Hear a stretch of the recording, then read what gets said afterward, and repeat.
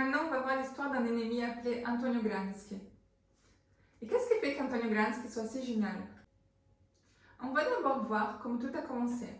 Il a été prisonnier du vrai fasciste Mussolini en Italie, car ses idées étaient considérées trop révolutionnaires. Tu te rappelles que j'ai dit que dans la gauche, il y a des discussions entre quelle posture ils doivent adopter. Et bon, bien sûr, quand il y a une guerre, tous se réunissent pour un objectif majeur. Mussolini rabaissait un peu ce qui était intellectuel. Lui, comme d'autres, pensait que la lutte armée était une bonne façon politique de conquérir une société. Bon, donc ce qui s'est passé, c'est qu'il a été mis en prison là-bas et il a demandé des cahiers pour écrire des questions des sociétés du monde, qui aujourd'hui, on les appelle les cahiers des prisons. C'est divisé en 8 parties et il les a écrits pendant qu'il était en prison. Et on va aborder ici 3 théories qui ramènent et qui aujourd'hui pratiquement partout. Donc déjà, il disait qu'avant de gagner le sommet, il faut gagner la base. Car c'est ce qui se passait en général, c'est que les gens gagnaient le sommet par la force et il arrivait que la base ne soit pas de leur côté. Ce qui voudrait dire que ça pourrait avoir un moment dans l'histoire où il y aurait une révolution de la base contre la dominance de ceux qui sont en haut. Donc, il insistait, avant de gagner le sommet, il faut gagner la base.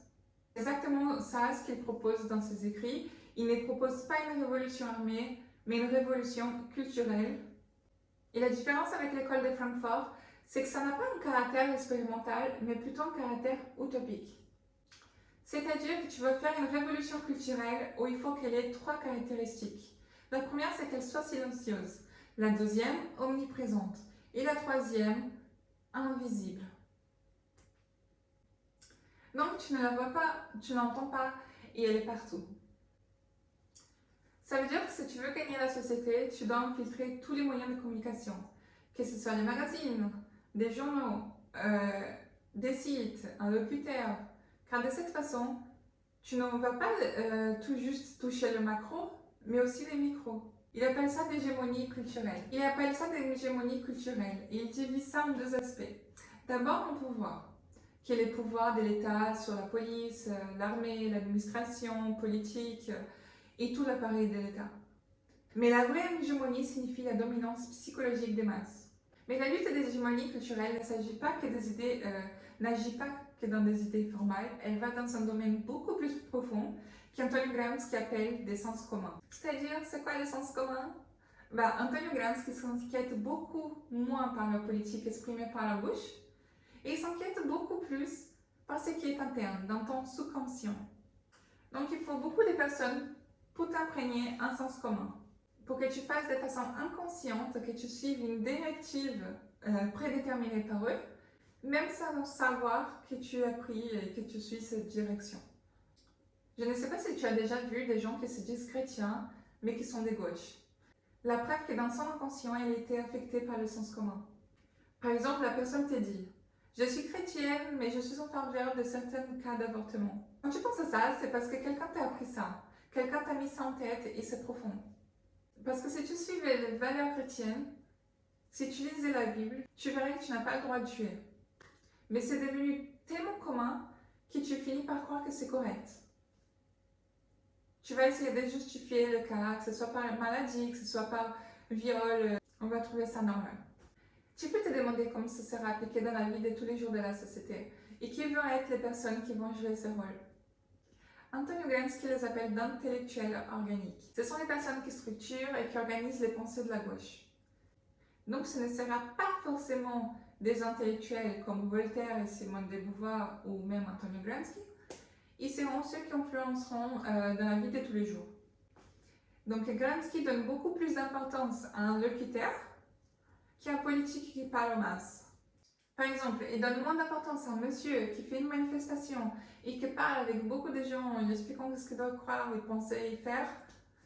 Et il donne beaucoup plus d'importance aux journalistes qui, dans la rédaction, en backstage, il arrive à modifier petit à petit ta conduite. Et quand tu ouvres un journal ou un magazine, même un préadolescent, que ce soit aussi Netflix, TikTok, un film, là se trouve toute l'agenda progressiste.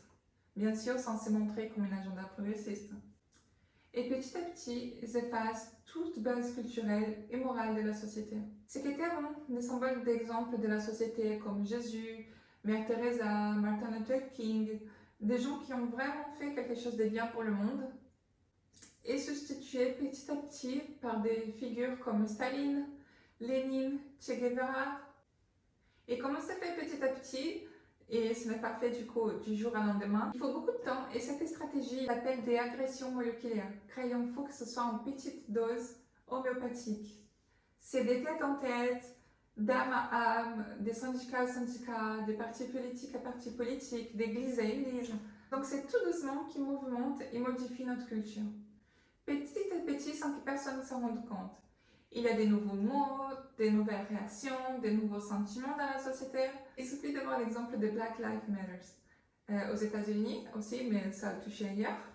Je ne sais pas si tu as vu, même moi ça m'avait touché, mais c'était un moment où ils étaient enfermés, à jeter de la haine. Ça semblait une sorte de pitbull enfermé en cage, qui ont énervé, qui ont jeté de la haine, plein de haine, que ce soit du système, de l'impérialisme, du capitalisme, des êtres humains, des autres qui sont des dominateurs, des oppresseurs, de je sais pas quoi.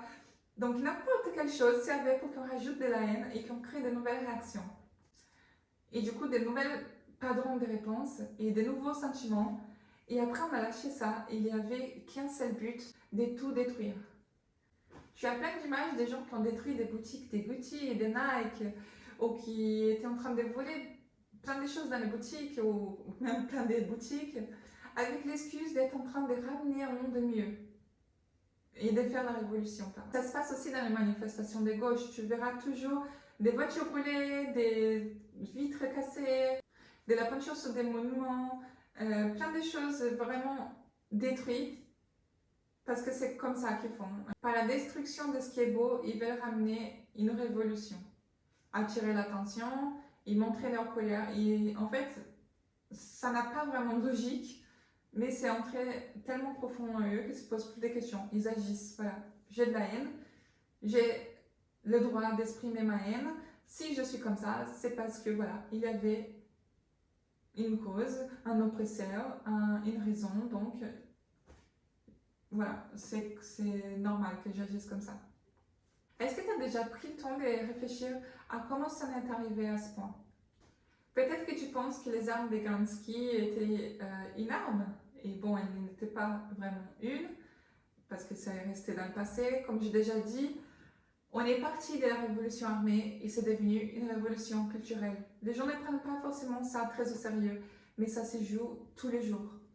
Donc les armes de maintenant sont la musique, l'art, les divertissements, les films, les séries, qui petit à petit introduit de nouvelles valeurs et enlève n'importe quel type de culture qui était en toi. Aujourd'hui, quand tu regardes n'importe quel moyen de communication, que ce soit Netflix, la télévision, la radio, les magazines, les journaux, tu peux te demander comment ça se fait. Par exemple, sur Netflix, tu as une sexualisation précoce et la destruction des valeurs, comme par exemple en mettant Lucifer comme étant quelqu'un de bien, même le personnage principal d'une série. Sur TikTok aussi, tu as une sexualisation précoce. Plusieurs filles, souvent mineures, qui donnent tout, qui montrent tout leur corps pour qui veut regarder. Et dans les séries, on mettra l'homosexuel toujours comme une personne drôle, sympa,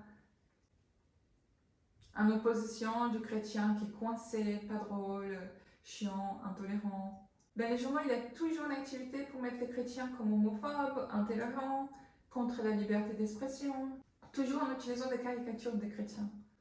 Et souvent, dans les personnages, l'homme le plus beau est celui qui est infidèle, la plus belle est une connasse.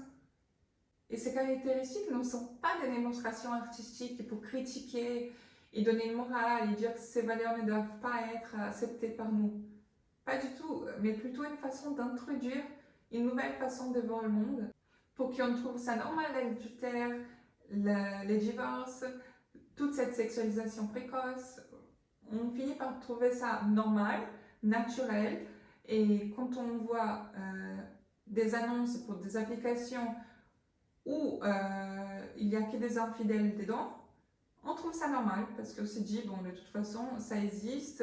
Si ça utilise, bah, c'est parce qu'il y en a besoin. Aujourd'hui, bah, c'est juste que les gens se cachent moins. Alors qu'en fait, c'est non. Ils ont enlevé les valeurs qui faisaient qu'avant les gens aient envie de décorer la famille et envie de construire. Ils ont enlevé toutes les mœurs et dit aux gens, vous pouvez faire n'importe quoi. En permanence, ils sont en train de les manipuler. Les gens pensent que c'est naturel, alors qu'en fait, s'ils n'auraient pas été manipulés, ils n'auraient pas cette besoin et ça ne serait pas naturel. Donc à un moment, il faut vraiment commencer à se poser des questions, de se demander est-ce que ça fait vraiment partie de mes valeurs ou c'est juste toute cette information de cette guerre culturelle qui arrive en fait. Qui suis-je et pourquoi je pense de cette façon? Est-ce que c'est vraiment normal ou c'est vraiment le sens commun qu'Antonio Gramsci a tellement voulu qui entre en société? Parce que pour que tu aies une idée de l'impact qu'Antonio Gramsci a aujourd'hui, ou dans le temps en tout cas, il fait partie des personnes les plus citées en fin des masters.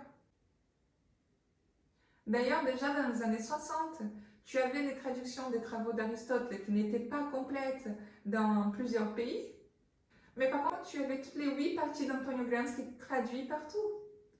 Donc bon, ce monsieur a une influence immense. Et une de ses plus grandes victoires, c'est qu'une personne soit de gauche et qui suive tout un agenda progressiste sans le savoir. On pense, ah oui, ça fait partie de l'être humain, on est libertin, on veut la liberté. Et ça, c'est juste l'agenda qui t'a fait entrer en toi. Et je suis sûre que tu connais au moins une personne comme ça, qui la suit sans s'en rendre compte. Et même moi, je l'ai déjà fait dans le passé. Et on va essayer d'éviter ça.